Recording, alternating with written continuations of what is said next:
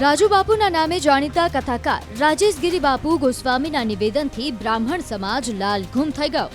કથા દરમિયાન રાજુ બાપુએ વ્યાસપીઠ પરથી એવો દાવો કરી દીધો કે બ્રાહ્મણોએ દુનિયાને ઊંધા ચશ્મા પહેરાવી દીધા છે।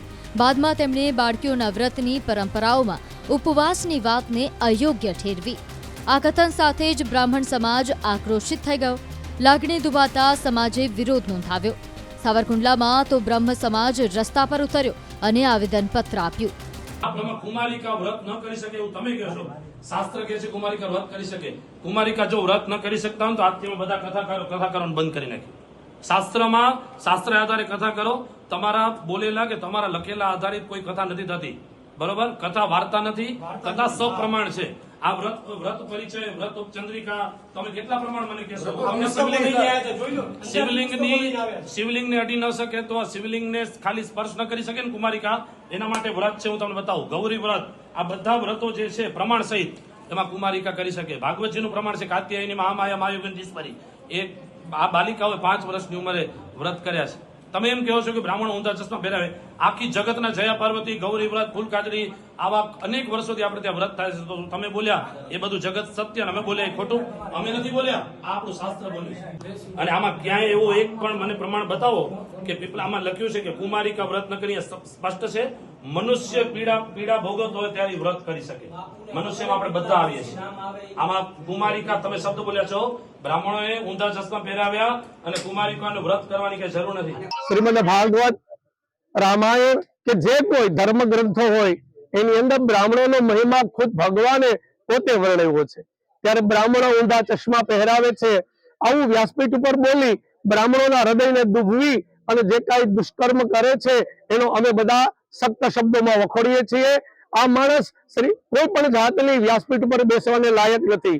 અમે જે કાંઈ જવાબદાર અધિકારીઓ છે તેમને અમે નમ્ર વિનંતી સાથે અમે અમારું આક્રોશભર્યું અમે ફરિયાદ લખાવી છે કે આ કામના આરોપી વિરુદ્ધ કાયદાની કલમ અને જોગવાઈ મુજબ સખત કાર્યવાહી કરવામાં આવે અને તાત્કાલિક અસરથી તેમની ધરપકડ કરવામાં આવે। આ તરફ ભાજપના પ્રવક્તા અને બ્રહ્મ સમાજના અગ્રણી ડોક્ટર યજ્ઞેશ દવેએ લખ્યું કે ગૌરી વ્રતનો ઉલ્લેખ વેદો અને પુરાણોમાં પણ છે। સાધુ રાજુગીરી વ્યાસપીઠ પરથી અધૂરી જાણકારી સાથે બ્રાહ્મણોની વિરુદ્ધમાં નિવેદનો આપે છે, તે બ્રહ્મ સમાજ સાંખી નહીં લે। આ વ્યાસપીઠનું પણ અપમાન છે। આ તરફ કોંગ્રેસ પ્રવક્તા હેમાંગ રાવલે પણ રાજુગીરી બાપુના નિવેદનને વખોડ્યું। આવા રાજુગીરી જેવા સંતો, જે હકીકતમાં સંતો નથી પણ લંપટો છે, એ વ્યાસપીઠ ઉપર બેસીને સનાતન ધર્મની પરંપરાઓનું અપમાન કરી રહ્યા છે। આવા લોકોને સનાતન ધર્મ પ્રેમીઓ સબક તો શીખવાડવાના જ છે। બ્રહ્મ સમાજને આનેથી કોઈ અસર થવાની નથી, કારણ કે બ્રહ્મ સમાજ તો સનાતન ધર્મ માટે થઈને દધીચી ઋષિએ પોતાના હાડકા ગાળીને શસ્ત્રો બનાવવા માટે આપ્યા હતા। પરશુરામ હોય કે આઝાદીની લડાઈના લડવૈયા મંગલ પાંડે, જે પહેલા લડાઈના લડવૈયા હોય, કે પછી સુધાંશુ શુક્લા હોય એસ્ટ્રોનટ, ત્યાં સુધી બ્રહ્મ સમાજની લાંબી પરંપરા રહેલી છે।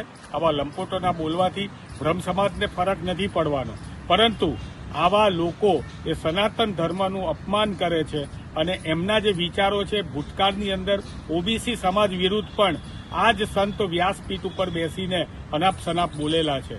ત્યારે મારી ગુજરાત સરકારને વિનંતી છે કે આવા લંપટો જે વ્યાસપીઠ ઉપર બેસીને સનાતન ધર્મનું અપમાન કરી રહ્યા છે એના ઉપર કડકમાં કડક કાર્યવાહી કરવામાં આવે। કાયદામાં રહેશો તો ફાયદામાં રહેશો, આ સૂત્ર જે છે એ આવા લોકો ઉપર કાર્યવાહી કરીને સાર્થક કરવામાં આવે। વિવાદ વકરતા રાજુગીરી બાપુએ કચ્છમાં ચાલી રહેલા પોતાની કથા દરમિયાન માફી માંગી। જોકે વ્રતના ઉપવાસ અંગે કહ્યું કે એનો આધાર હું પછી જણાવીશ। બાપુએ ભવિષ્યમાં ફરી આવું નહીં કરવાની ખાતરી આપી।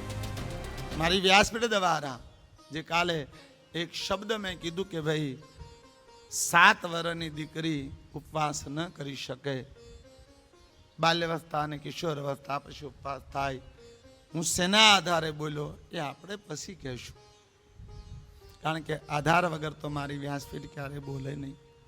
પણ એમાં એક શબ્દ, કારણ કે હું રોજ કહું ભાઈ આપણે કોઈને કાંઈ કહેવું નથી, હવે બહુ સીધું સીધું હાલવું છે, હવે કોઈને કાંઈ કહેવું નથી, એનો અર્થ થાય સમાજ। અમે સાધુ બ્રાહ્મણ, તો બ્રાહ્મણને તો હું મારા માનું, અમારા, હું ખુદ એમાં આવું। લાગણીમાં એક એવો શબ્દ બોલાઈ ગયો કે ભાઈ બ્રાહ્મણો સમાજને ઊંધા ચશ્મા પહેરાવે છે. ભાઈ સમાજનો એક સ્વાભાવિક હૃદય દુખાય. એને કીધું કે બાપુ અમે કોને ઊંધા ચશ્મા પહેરાવ્યા? 2, અમે કોઈને કીધું નથી. હાથ વરણ દીકરીઓ ઉપવાસ કરજો, પોતપોતાની રીતે બધા કરે છે. તો આવો શબ્દ વ્યાસપીઠે ન બોલવો જોઈએ. એ બહુ જવાબદારીથી કહું છું. પણ મારા સ્વભાવ મુજબ મારાથી આ ભૂલ થઈ, સ્વાભાવિક બોલાઈ ગયું. ઘણા બધા બ્રાહ્મણોનું હૃદય દુખાણું છે કે બાપુએ આવું ન બોલવું જોઈએ. બાપુ એક જવાબદાર વ્યક્તિ છે. એક વ્યાસપીઠની ગિરિમાં વ્યાસપીઠની મર્યાદાને રાખવી જોઈએ. તો હા, એ શબ્દ મારાથી બોલાઈ ગયો, એ મારી ભૂલ છે. જે બ્રાહ્મણોનું હૃદય દુખાણું હોય એમને દિલથી હું ક્ષમા યાચના કરું છું કે મારા આવા વક્તવ્યથી, આવું કટુ વાક્યથી સ્વાભાવિક આપનું હૃદય દુખાય અને મારી નૈતિક ફરજ છે કે હું ક્યારેય કોઈનું હૃદય ન દુખાવું. તો જે બ્રાહ્મણોનું હૃદય દુખાયું એ પૂરા સમાજને તો મેં નહોતું કીધું, પણ અમુક લોકોને આવો શબ્દ લાગી આવે તો હૃદય દુખાય, એ સ્વાભાવિક છે. તો પહેલાં તો એ તમામ બ્રાહ્મણો આગળ, પૂજનીય વંદનીઓ આગળ હું હૃદયથી ક્ષમા યાચના કરું છું કે મારે એવું ન બોલવું જોઈએ. આગળથી હું ધ્યાન પણ રાખીશ. જો કે રાજુ બાપુથી બફાટ થયો હોય એવી આ પહેલી ઘટના નથી. ગયા વર્ષે પણ બાપુએ કોળી ઠાકોર સમાજ અંગે બાફ્યું હતું. વ્યાસપીઠ પરથી કોળી ઠાકોર સમાજનું અપમાન થાય એવા શબ્દોનો ઉપયોગ કર્યો હતો, જેના કારણે કોળી ઠાકોર સમાજ રસ્તા પર ઉતરી આવ્યો હતો. કોળી ઠાકોર સમાજને રાજ્યભરમાં વિરોધ કર્યા બાદ બાપુએ રડતા રડતા માફી માંગી હતી. તમે જે કુળમાં જન્મા છો, તમારામાં જે લોહી ઉતર્યું છે, એ લોહી કોઈ નીચ કુળની સ્ત્રી હારે લગ્ન કરો અને એનું સંતાન થાય, એમાં શું હોય? પૂરા સમાજ આગળ હૃદયથી ક્ષમા માંગુ છું કે મને માફ કરજો.